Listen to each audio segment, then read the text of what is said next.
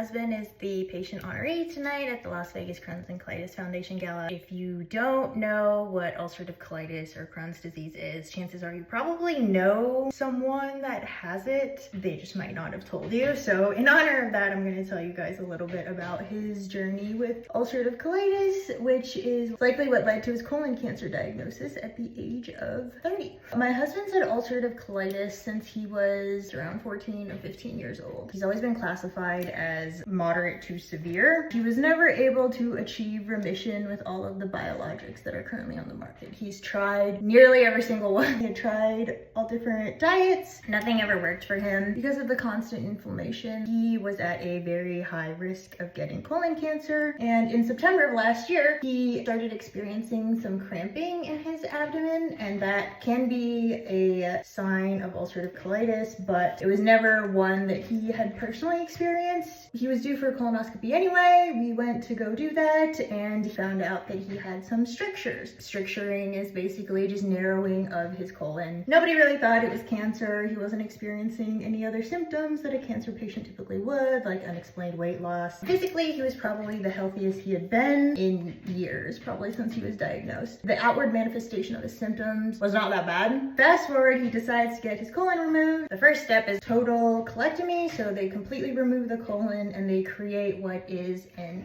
ileostomy. So basically the small intestine sticks out of your abdomen. Instead of pooping normally out of your butt, it goes into an ostomy bag. That surgery was projected to be about 4 hours long. It ended up being almost 8 hours. And when the surgeon had come out, she told me that based on how everything felt in his colon, she was fairly certain that it was cancer. That was in January of this year. When pathology results came back, he was considered to have stage 4 colon cancer because there was a section in his peritoneum that didn't look right. So she had removed a small section of that, and that also came back positive for the cancer. For him, having ulcerative colitis for 15 years was worse than going through chemo for stage 4 colon cancer. I just wanted to tell you guys his story because sometimes I think the magnitude is overlooked in terms of the severity of how things can be,